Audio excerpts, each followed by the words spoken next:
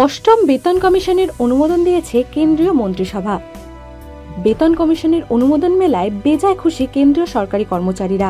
দেখে নেওয়া যাক কি কি আর্থিক সুযোগ সুবিধা পেতে পারে এই পে কমিশনে। কেন্দ্রীয় সরকারের পদস্থ কর্মচারীদের মূল বেতন অর্থাৎ বেসিক পে বৃদ্ধি পেতে পারে প্রায় 20%। এই শ্রেণীতে থাকবেন লেভেল 6 থেকে 12 স্তরের কর্মচারীরা। লেভেল 5 স্তরের কর্মীদের 25% বাড়তে পারে মূল বেতন।